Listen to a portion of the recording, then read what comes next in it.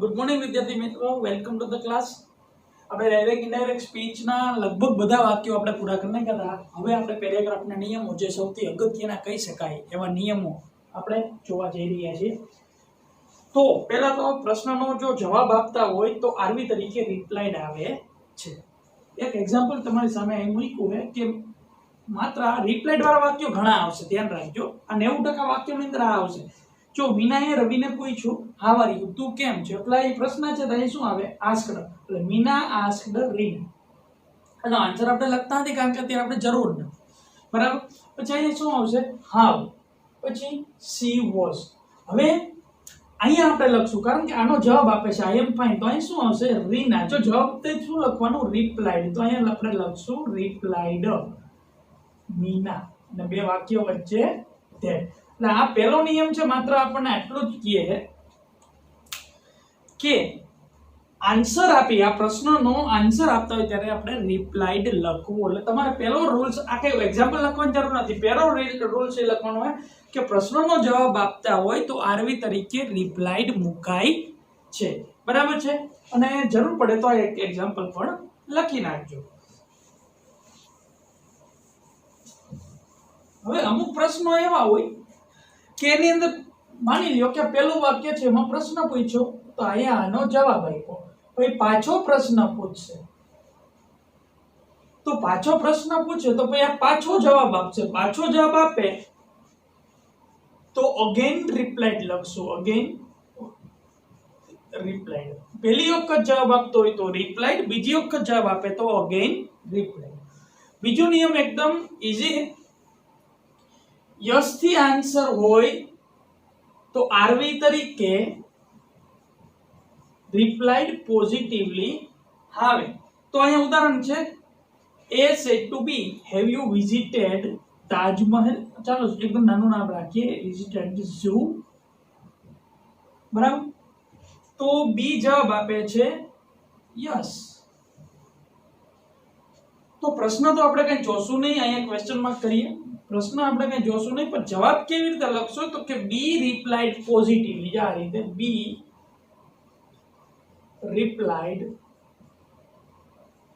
Positively two એ, બે વાક્ય વચ્ચે ધેટ।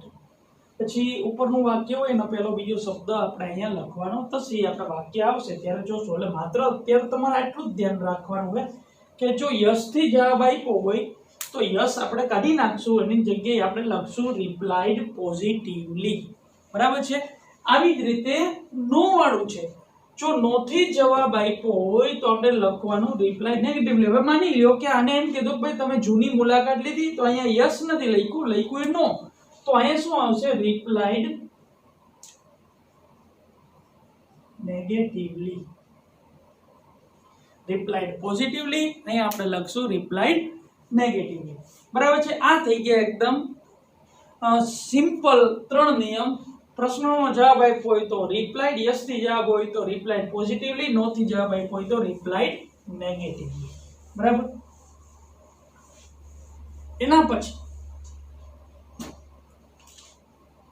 જો વાક્ય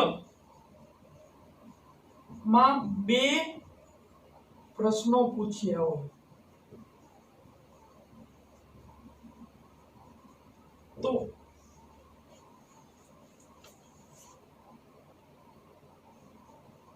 again asked મુકાય છે। હવે આ રીતે હોય એટલે આ પ્રશ્ન આ રીતે થશે, આ પહેલો પ્રશ્ન, આ બીજો પ્રશ્ન। હા, એક એક્ઝામ્પલ પણ જોઈ લઈએ, રાજ said to Rohan how are you,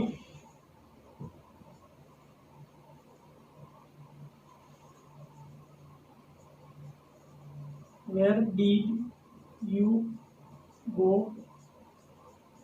yesterday।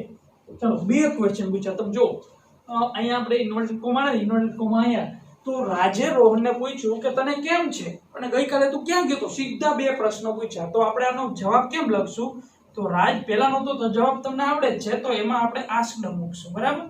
Raj asked Rohan. બે વાક્ય વચ્ચે આપણે કઈ મૂકવાનું કે ડબલ્યુએચ વાળો શબ્દ થાય, ડબલ્યુએચ વાળો શબ્દ છે એટલે આપણે એ રાખશું. પેલો બીજો શબ્દ આડાવડો કરશું.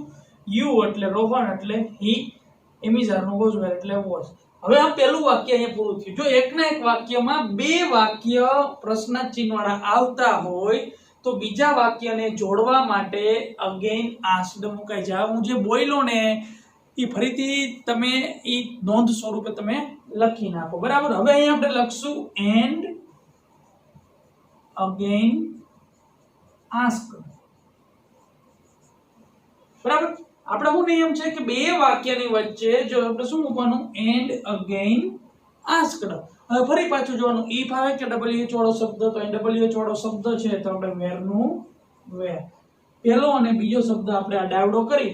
યુ એટલે સાંભળનાર કોણ છે, રોહન, તો રોહન એટલે આપણે લખી હી. ડીડ વયું ગયું અહીંયા. ડીડ નો નિયમ છે હેડ પ્લસ V3, તો આપણે અહીં કરશું હેડ અને ગો નું V3 થઈ જશે ગોન. યસ્ટરડે નું થઈ જશે ધ પ્રીવિયસ ડે, બરાબર છે. હજી એક નિયમ જે છે આના જેવો જ છે. જો એક જ વાક્યમાં બે વાક્યો હોય, બે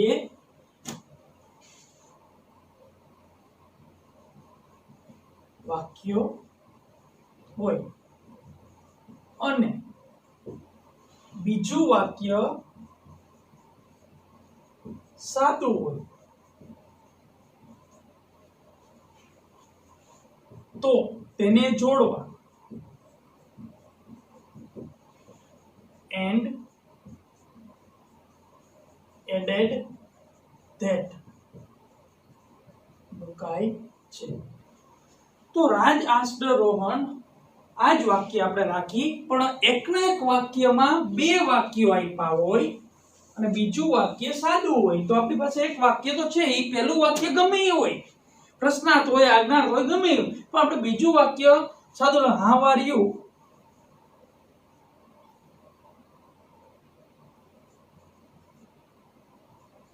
you are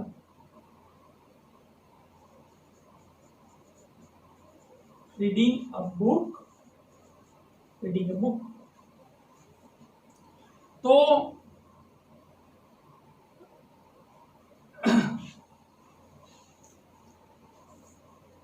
અહીં શું લખશું આપણે, and added that. પેલું વાક્ય પ્રશ્નાર્થ હોય તો આપણે જે આવતું હોય મૂકવાનું, તો સાદું હોય તો અહીં ટોલ્ડ મૂકશું. પણ આપણે નિયમ અત્યારે આ જોવાનો છે કે આપણે શું મૂકવાનું, એન્ડ એડેડ ધેટ, બરાબર છે. આ જોઈ લીધા પછી આ વાક્ય જે રીતે બનતું હોય એ રીતે આપણે વાક્ય કરી નાખવાનું. ફરીથી એક વખત, બે વખત જો પ્રશ્નાર્થ આવતા હોય તો એન્ડ અગેન આસ્ક, જો બીજું વાક્ય સાદું આવતું હોય તો એન્ડ એડેડ ધેટ. આ નિયમનો ઉપયોગ ખૂબ જ વધારે થશે, યાદ રાખજો, એન્ડ એડેડ ધેટ. અને હજી પણ નાના મોટા થોડાક નિયમો છે એ આપણે જોઈ લઈએ, બરાબર. એક વાક્ય માત્ર નોંધ સ્વરૂપે આપણે લખી કે કોઈ વાક્ય જો અધૂરું હોય તો એ પૂરું કરીને લખવાનું થશે, બરાબર. એના પછી અમુક શબ્દો, દાખલા કે સર કે મેડમ જેવા શબ્દો દૂર કરી, સર અથવા મેડમ જેવા શબ્દો દૂર કરી replied with respect મુકાઈ છે. તો સર ને મેડમ જેવું વાક્યમાં 3-4 વખત સર કે મેડમ આવતું હોય તો એક વખત આવતું હોય તો એને દૂર કરીને એક જ વખત આખા પેરેગ્રાફમાં એક જ વખત આપણે replied with respect મૂકવામાં આવે છે. બીજો છે ડિયર શબ્દ દૂર કરી, ડિયર શબ્દને આપણે દૂર કરવાનો થશે, આ બધા શબ્દો દૂર કરવાના છે, બરાબર. તો એને દૂર કરીને told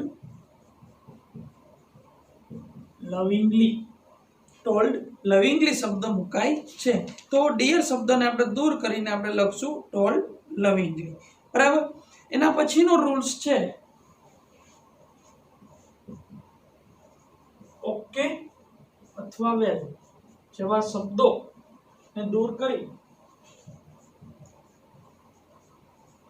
અગ્રી વિથ મુકાય છે. સોરી શબ્દ દૂર કરી સોરી એની જગ્યાએ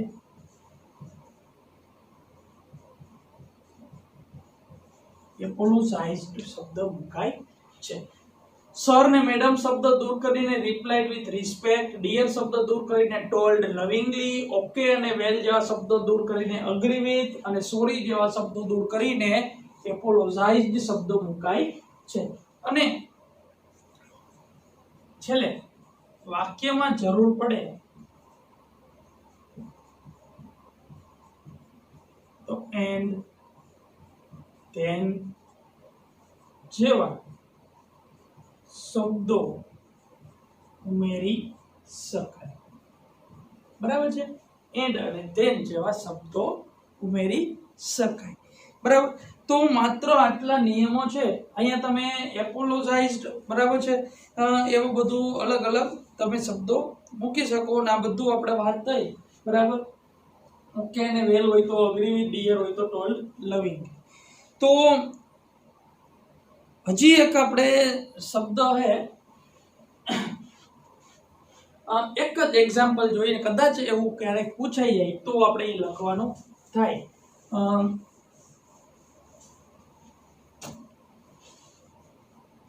Raj said to Rohan brother.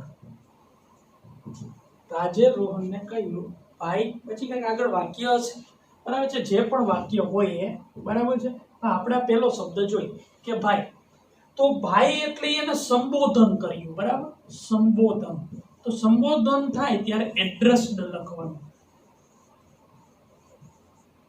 Addressed એટલે શું થાય? આપણે ઘરનું એડ્રેસ નહીં, પણ સંબોધન કરવું. તો આપણે જવાબ આ રીતે લખવાનો થશે. રાજ